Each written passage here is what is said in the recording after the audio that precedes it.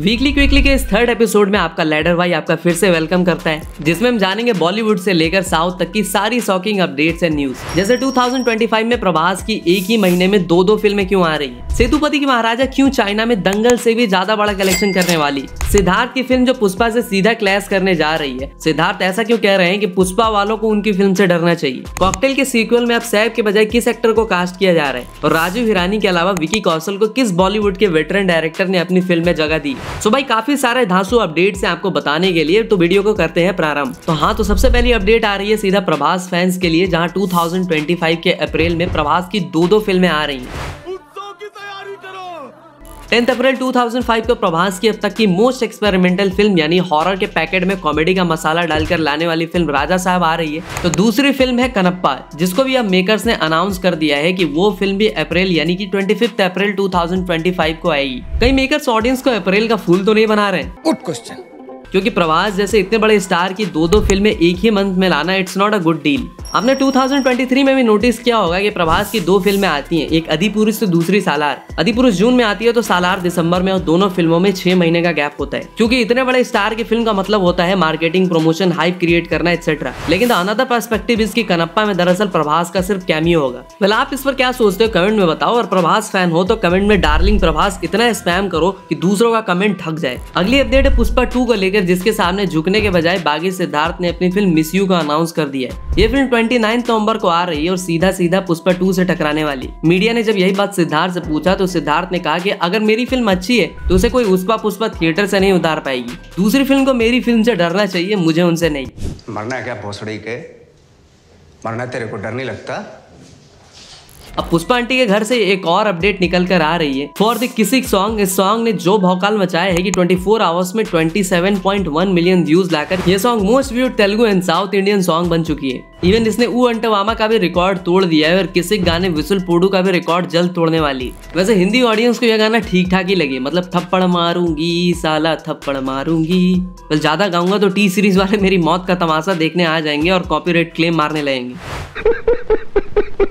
लेकिन no tension, क्योंकि Santa के पिटारे से भले ही अपने को घंटा मिले, लेकिन दिसंबर में पुष्पा 2 के पिटारे से बहुत सारे surprises are waiting for us. Well, आप किसी सॉन्ग को 5 आउट ऑफ कितना रेट करोगे? कमेंट सेक्शन गलियों में अपनी आवाज बुलंद करो। अगली अपडेट है हेरा फेरी 3 को लेकर, जहां कास्टिंग डायरेक्टर गिरधर स्वामी, जिन्होंने 3 इडियट्स, राउडी राठौर, अंधाधुन, गुंडे जैसे काफी सारी मूवीज में एक्टर एक्ट्रेसेस को कास्ट किया है, उन्होंने अब रिसेंटली एक पोस्ट डाला था जहां ही मेंशन्ड कि होगा फिर हेरा फेरी होगा। वेल, कुछ टाइम पहले न्यूज आई थी कि हेरा फेरी 3 ठंडे बस्ते में चली गई है। बोले तो सेल्फ हो गई है, लेकिन अब नाडियाड वाला reclaimed the rights and allowing production to proceed। और मोस्ट अवेटेड हिंदी फिल्म के लिस्ट में ऑर्मेक्स इंडिया वालों ने वॉर 2, हाउसफुल 5, एनिमल पार्क, इन सब को पीछे छोड़ते हुए हेरा फेरी 3 को नंबर 1 पर रखा है। देखो भाई, हेरा फेरी फ्रेंचाइज इज लाइक अ बचपन का प्यार। तुमको 1-2 साल और लेना है तुम ले लो। सच बता रहा हूँ, भूल भुलैया वेलकम की तरह इस फ्रेंचाइज के साथ मजाक बर्दाश्त नहीं की जाएगी। ऐसा कुछ भी हुआ तो मैं बता रहा हूँ, लोग स्टार बनने मुंबई जाते हैं, मैं 2-3 ऑर्डर करने चला जाऊंगा, वो भी हेरा फेरी मेकर्स का। अगली अपडेट है अजाज खान को लेकर, जो कुछ यूट्यूबर्स को अपने वहां के बाल समझते हैं और कुछ भी कहते रहते हैं। इलेक्शन से पहले 5 मिलियन फॉलोअर्स वाले अजाज खान बहुत कुछ कह रहे थे।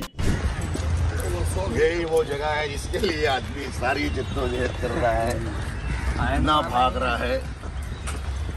अपने आप को लॉर्ड पोकलैंड समझते हैं लोग। इलेक्शन के बाद 5 मिलियन फॉलोअर्स में से 500 लोगों ने भी नाजायज खान को वोट नहीं किया और उन्हें सिर्फ 155 वोट्स मिले।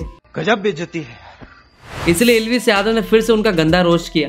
इससे एक बात तो अच्छे समझ में आ गई कि पॉलिटिक्स काम नहीं है, बच्चों का तेल निकल जाता है अच्छों का। नेक्स्ट अपडेट है रणवीर सिंह को लेकर, जहां फिर से डॉन 3 पोस्टपोन हो चुकी है। जब से इस फिल्म से एसआरके ने अपने पैर पीछे खींचे हैं, डॉन फ्रेंचाइज डॉग फ्रेंचाइज बन चुकी है। कई बार पोस्टपोन होने के बाद इस फिल्म को कहा जा रहा था कि ये जनवरी 2025 में इसकी शूटिंग स्टार्ट कर दी जाएगी, लेकिन अब जाकर इसे फिर से अनिश्चित काल के लिए पोस्टपोन कर दिया गया है। तो साला ये दुख का खत्म नहीं होता बे।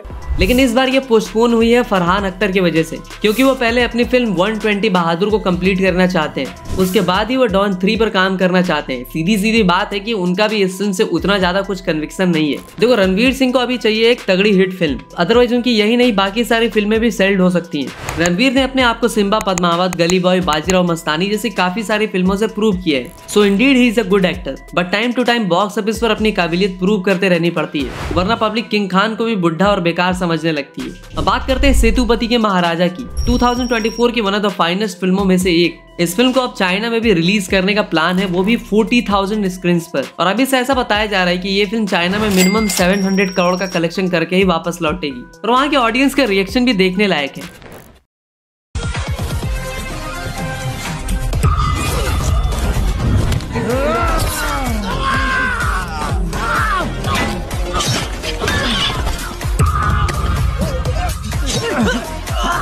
देखो, आमिर खान के दंगल को सिर्फ 9,000 स्क्रीन पर रिलीज किया गया था और उसने 1400 करोड़ का कलेक्शन किया था। ऐसे में महाराजा का कलेक्शन चाइना से कितना हो सकता है, कमेंट में गेस करके बताओ। अगली अपडेट है पृथ्वीराज 100 को लेकर, जहां दूसरे प्लेयर्स 2 से 2.5 करोड़ में बिक रहे हैं, तो वही पृथ्वीराज 100 पर कोई 75 लाख की बिड लगाने को भी तैयार नहीं। Rishabh Pant is sold as the highest amount in IPL which is 27 crore. अगली अपडेट सुकुमार को लेकर है। ट्रैक टॉलीवुड के अकॉर्डिंग सुकुमार ने पुष्पा को एक हाई वोल्टेज मास फिल्म की तरह बनाया है, जहाँ इमोशन से ज्यादा मास एंड एलिवेशन सीन्स को जगह दी गई है। और राजा मौली की फिल्मों की तरह एवरी 15 मिनट में एक हाई इंटेंसिटी सीन भी रखा गया है। यूएस प्रीमियर से ऑलरेडी इस फिल्म ने 1.45 मिलियन तो कनाडा से 75 के USD का कलेक्शन कर लिया है। ऐसे में ये भी अपडेट आ रही है कि पुष्पा 2 3 घंटे 15 मिनट की लंबी फिल्म होने वाली है। अगली अपडेट है विकी कौशल को लेकर, जहां आजकल शादी के बाद वो फॉर्म में चल रहे हैं। डंकी के बाद उनको भर भर के ऑफर्स मिल रहे हैं, मतलब उनके पास टाइम ही नहीं है। पहले छावा, फिर love and war, then Maddock की महाअवतार, और फाइनली अब जाकर राजू हिरानी ने भी उनके साथ एक फुल फ्लेज फिल्म बनाने की ठानी है। दिनेश विजन के महाअवतार को पूरा करने के बाद 2026 में विकी कौशल अपने इस फिल्म पर काम स्टार्ट करेंगे।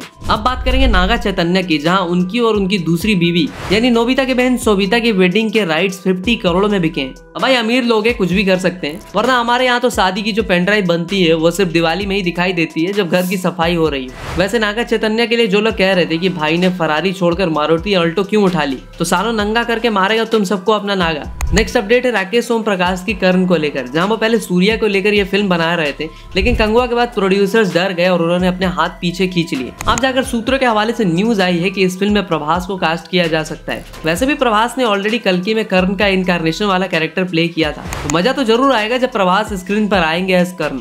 अगली अपडेट है प्रोड्यूसर मनोज देसाई को लेकर, जिन्होंने वरुण धवन से अपील की है कि भैया अपनी बेबी जॉन को दिसंबर में मत लाइए, क्योंकि 2 बड़ी फिल्मों को दिसंबर में आना इज इंजूरियस टू हेल्थ। पहले अगर ऐसा होता है तो पूरा दिसंबर पुष्पा 2 के लिए खाली होगा। अगली अपडेट है शाहिद कपूर को लेकर, जिनको मैडॉक वालों ने अब कॉकटेल के सीक्वल कॉकटेल 2 में कास्ट कर लिया है। अब बात करेंगे नागार्जुना को लेकर, जिन्होंने पहली बार डॉल्बी सिनेमा टेक्नोलॉजी को पहली बार अपनी स्टूडियो अन्नपूर्णा स्टूडियो में लाया है। इसी को लेकर उन्होंने कहा कि एक टाइम पर राजा मौली गारू RRR को डॉल्बी विजन और डॉल्बी सिनेमा में करना चाहते थे, लेकिन ये फैसिलिटी इंडिया में थी ही नहीं, इसीलिए उन्हें जर्मनी जाना पड़ा था। Rajamouli garu wanted to do RRR in Dolby Vision. There was no facility anywhere in India, and that was one of the. He had to go to Germany to complete it, to do the thing. So at that point, with the family, we all decided we're going to have the Dolby Vision, Dolby Cinema in our studio. So it's here now. Dolby cinema दरअसल IMAX Cinemark XD की तरह audience को एक अलग तरह की experience deliver करती है, और ये अपनी pin sharp clarity, wide range of colour और अपनी one of the best HDR image के लिए जानी जाती है। मतलब नियर फ्यूचर में हमें सिनेमा का बहुत ही अलग लेवल का एक्सपीरियंस देखने को मिलने वाला है। Last and the least update for today वो है रिसेंटली रिलीज मूवी के कलेक्शंस को लेकर, जहां BB3 ने 408 करोड़ का कलेक्शन किया है, तो सिंघम अगेन ने अब तक 397 करोड़ का कलेक्शन किया है। वही भूल भुलैया 3 की बजट सिर्फ 150 करोड़ थी, तो सिंघम अगेन की बजट 350 करोड़। और अभी रिसेंटली आई साबरमती रिपोर्ट ने भी अब तक 20 करोड़ का कलेक्शन कर लिया है। सो आज की अपडेट्स में इतना ही। हमें और क्या इंक्लूड करना चाहिए था कमेंट में बताओ। कोई क्वेरी कोई रिक्वेस्ट हो तो इंस्टा पे आओ। तो मिलते हैं तुमसे एक और नई वीडियो में, तब तक के लिए हर हर महादेव।